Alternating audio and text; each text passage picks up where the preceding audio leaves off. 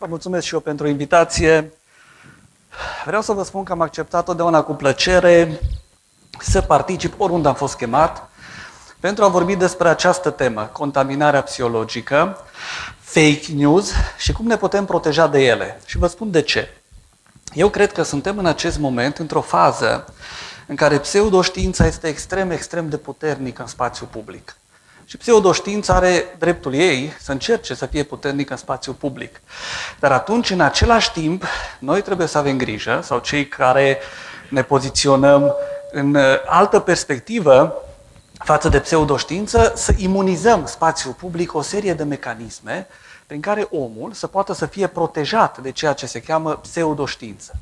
Și atunci, voi începe prin a spune următoarele lucruri. Pe de o parte, noi ca oameni suntem foarte conștienți despre ce înseamnă contaminare fizică. Fie că vorbim de contaminare cu diversi agenți biologici, virusuri, bacterii, cu agenți chimici, diverse pesticide, cu agenți fizici, cu radiații, suntem conștienți că ne poate face rău această contaminare, ne afectează sănătatea fizică și încercăm să o controlăm. Cum încercăm să o controlăm? Prin diverse mecanisme preventive sau, dacă deja suntem contaminați, prin tratament. Pe de altă parte, așa cum avem o contaminare fizică, în lumea de astăzi, mai ales în lumea tehnologizată și a internetului, apare un alt tip de contaminare și anume contaminarea psihologică, adică o contaminare cu informații false. Iar această contaminare psihologică ne afectează în mod drastic sănătatea psihologică, iar pe termen mediu și lung, prin tulburări psihosomatice și sănătatea fizică. Acum, când vorbesc de contaminare psihologică, să ne fie clar la toți, ca să avem același punct de start, mă refer deci la influența informațiilor false asupra emoțiilor și comportamentelor noastre. Această contaminare psihologică se poate face în două mari modalități. Prima modalitate, cea mai simplă, este influența directă a informațiilor false prin manipulare. Adică informațiile sunt false, dar noi suntem făcuți să credem că sunt adevărate. Și atunci, automat, ele se exprimă în emoțiile și în comportamentele noastre. Există o a doua modalitate, mult mai perversă, mult mai insidioasă, care apare în forma ceea ce numim contaminare mentală. Și anume, noi știm că informația este falsă.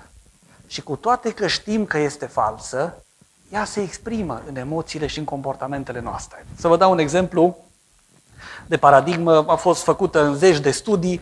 Ideea fundamentală este asta. Să presupunem că vă împart în 3 grupuri. Primul grup primește descrierea unui eveniment în care avem un personaj negativ, să spunem personajul X, care face o serie de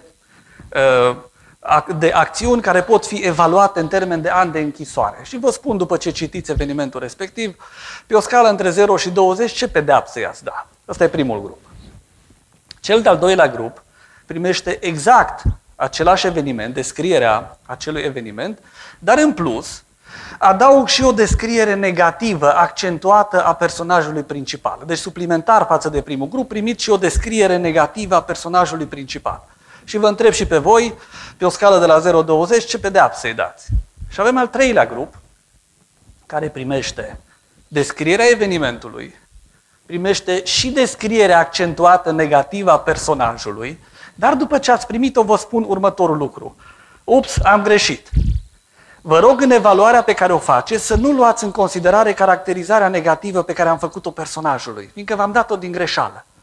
Faceți evaluarea pe scala între 0 și 20, ca și cum știți că acele informații sunt false.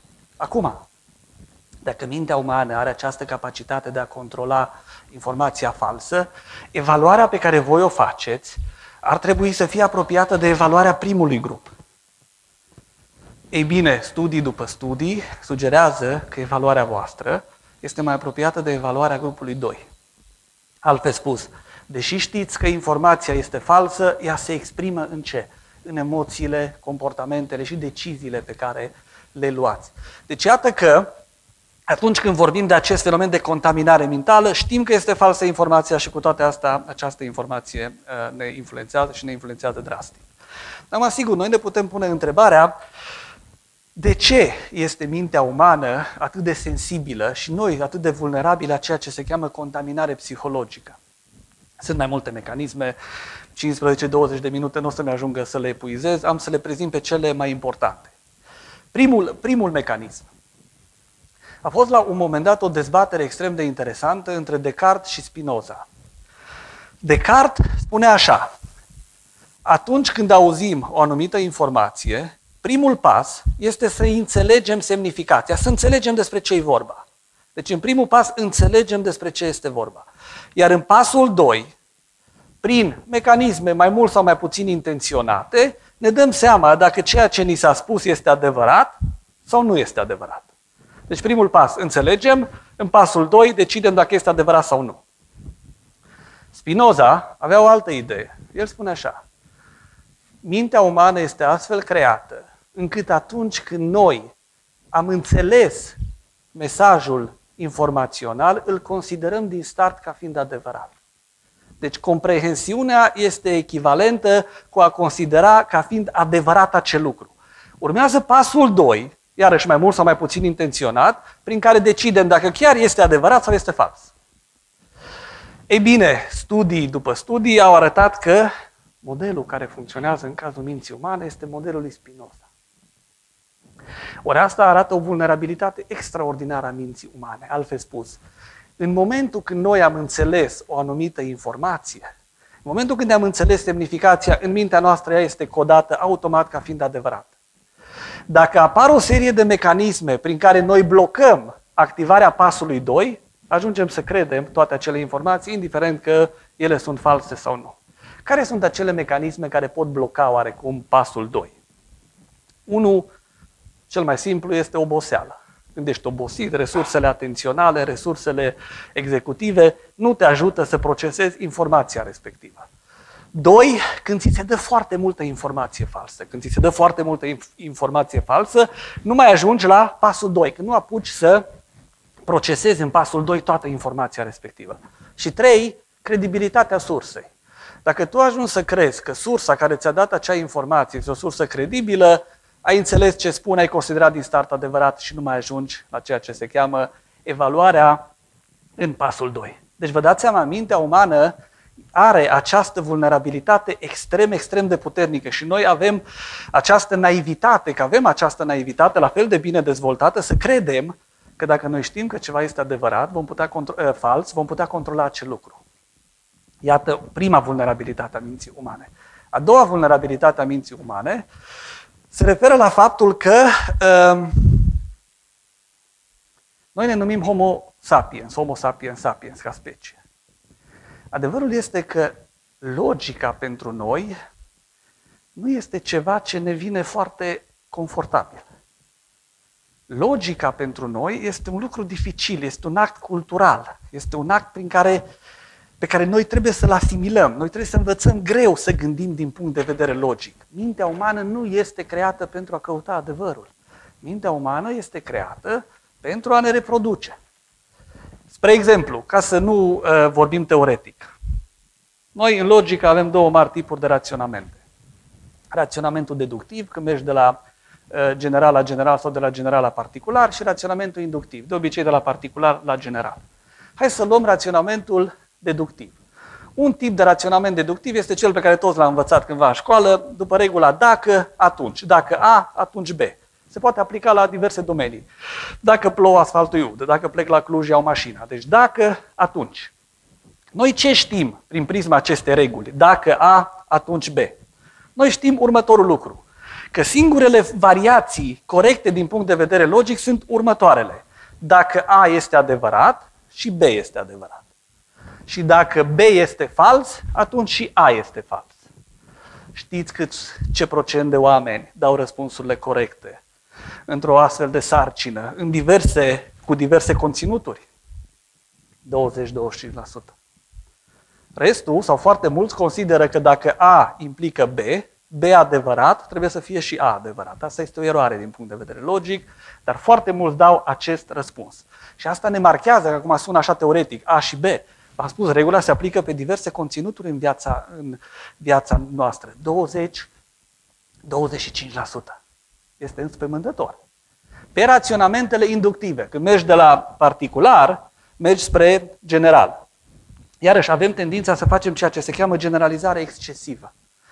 De multe ori când vedem nu știu, 100 de balene negre, avem tendința să spunem toate balenele sunt negre. Deci facem o generalizare excesivă, deși noi știm că într-un raționament inductiv, concluzia este doar probabilă. Ea devine certă doar dacă ai epuizat fiecare exemplar al clasei. Corect ar fi fost să spui, probabil că toate balenele sunt negre sau toate balenele pe care le-am văzut sunt negre, dar nu că, în general, toate balenele sunt negre. Și acest stil de gândire, pe raționamentul inductiv și deductiv, negrevează, practic, activitatea cotidiană în cele mai diverse situații. Deci mintea noastră nu este gândită și nu este formatată pentru logică. Noi trebuie să facem aceste eforturi pentru a gândi logic. Vă dau un alt exemplu. Când vrem să demonstrăm sau vrem să argumentăm o anumită teorie, când vrem să argumentăm anumite lucruri, de multe ori căutăm exemple. De exemplu, să presupunem că am primit un anumit conținut informațional. Și atunci mă gândesc ce exemple am care îmi confirmă acel conținut informațional. Este o mare greșeală. Oricâte exemple ai găsi care îți confirmă acel conținut informațional, exemplele nu-ți validează conținutul. După regula pe care v-am spus-o înainte, dacă A, atunci B. B adevărat nu înseamnă că și A este adevărat. Tu trebuie să cauți contraexemple. Deci ori de câte ori vrei să testezi o idee, vrei să testezi o teorie, vrei să testezi un conținut informațional, încearcă să cauți contraexemple la el. Dacă vei găsi contraexemple, se va prăbuși teoria respectivă. Dacă nu vei găsi contraexemple, rămâne ca o teorie probabilă. Dar contraexemplu este maniera sau stilul de gândire critică care te ajută să testezi cu adevărat un anumit conținut informațional. Exemplul nu te ajută foarte, foarte mult. Deci iată cele două situații în care, vedeți, Descartes și Spinoza, mergem pe modelul lui Spinoza care ne spune că avem o vulnerabilitate extraordinară a minții umane, tot ce auzim este codat ca adevărat și după aceea vedem noi dacă chiar e adevărat sau nu. Dacă ai blocat pasul 2, ești vulnerabil la contaminare psihologică. Și 2, nu ne scoate logica din casă. Repet, trebuie învățat și făcut efort pentru a gândi din punct de vedere logic. Acum, înțelegând aceste mecanisme, se pune întrebarea. Și atunci, cum pot eu să mă protejez față de contaminarea psihologică? Fie că apare în forma manipulării, fie că apare în forma contaminării mentale. Păi, în primul rând, hai să ne amintim de aceste vulnerabilități pe care vi le-am descris. Nu mai mergeți cu credulitate și cu naivitate spre diverse surse care știți că dau informații false. Să nu aveți naivitatea să credeți că dacă eu știu că e o prostie sau știu că e fals, oricum nu o să fiu influențat. Ba, o să fiți. Așa cum suntem obișnuiți. Să evităm zona de contaminare fizică. Nu mergem în zona în care știm că sunt radiații. Nu mergem în zona în care știm că sunt pesticide. Nu mergem în zona în care știm că au fost nu știu ce agenți biologici. Hai să nu ne mai orientăm mintea, să nu citim, să nu ne proiectăm în zone în care știm că există fake news și informații false. Să ne stabilim zonele de interes în ceea ce privește sursa informației. Eu de multe ori întreb pe cei cu care mă întâlnesc, care sunt sursele tale de încredere? Care sunt jurnaliștii în care ai încredere, pe care îi citești? Și o să vezi că spună, dar foarte puțini au niște jurnaliști după care se orientează, fiindcă ei cred, pot citi orice, că eu îmi dau seama dacă e o prostie și aia nu o să mă influențeze. Foarte mare greșeală. Deci, 1, selectați-vă sursele și evitați zona în care apar contaminările psihologice. 2, odată ce apare contaminarea psihologică, este foarte important nu doar să negați informația. Vedeți, în cazul grupului 3, vouă v-am spus, este falsă descrierea, ignorați-o. Nu ajunge, fiindcă evaluarea voastră este ca și în cazul grupului 1. Când ți-ai dat seama că o informație este falsă, tu trebuie să faci următorul lucru, să spui, știu, e fals, adevărul este acesta. Și trebuie să citești, să te îndoctrinezi în ghilimele în sens pozitiv, cu informație alternativă adevărată. Deci nu ajunge doar să negi o informație, trebuie să asimilezi alternativa rațională adevărată a acelei informații. Altfel nu vei putea controla efectul contaminării psihologice. Deci ai nevoie de informație alternativă și incompatibilă. 3. Dezvoltați-vă gândirea critică. Gândire critică înseamnă ca elemente de bază minimal ar trebui să știm cu toții clar, logică și teoria argumentării. Oamenii care știu logică și teoria argumentării sunt mai greu de manipulat. Din păcate, noi credem de multe ori că știm logică, dar este o logică de asta de simț comun. Este și caragios de multe ori când vezi în spațiu public, la televiziune, cineva care spune așa sofisticat și solemn la un moment dat, dom'le, hai să discutăm logic. Și următorul argument este un sofism extraordinar. Da?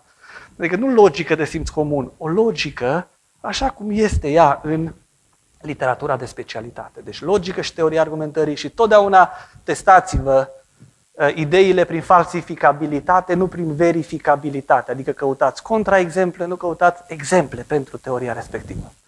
Și un alt lucru foarte important, care merită ținut minte, este stabilirea unui set valoric.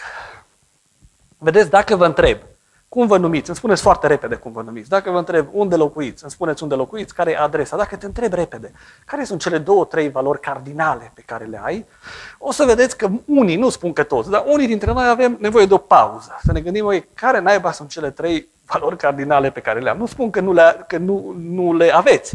Spun că nu vă sunt explicite în minte, așa cum este explicită ideea de nume, unde locuiți, cum vă numiți.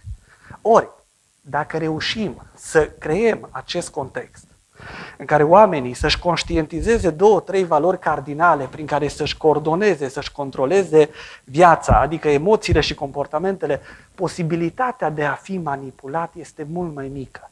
Fiindcă manipularea cu informație falsă se întâmplă mai ales în zona în care tu nu ai niște opțiuni și interese certe, explicit asumate. Și atunci când este o zonă de incertitudine, fake news-ul este la el acasă. Dar dacă tu ai niște valori clare, de exemplu, poți să ai una dintre valori să fie, nu știu, respectul față de cei în vârstă. Atunci oricâte fake news-uri sau informații false le-ai auzit despre o persoană care, nu știu, este în vârstă, implicată în politică și bombardată cu fake news, comportamentul tău față de persoana respectivă nu va fi influențat atât de mult de fake news, fiindcă valoarea ta de a respecta persoanele în vârstă te protejează. Te face să te comporți destul de consistent cu comportamentele pe care le-ai avut înainte. Deci, scurt spus și încercând să sumarizez lucrurile. Dacă ar trebui să selectez după această prezentare o singură idee principală, să-mi spuneți, ok, știți, am fost la Galați și am ascultat TED Talk-ul, m-aș bucura dacă un singur câștig ar fi acesta. Dacă vă întreb repede, atunci când o să ne întâlnim, care sunt cele 3 valori cardinale pe care le ai și poți să mi le spui fără să te gândești, este un câștig al acestui TED Talk.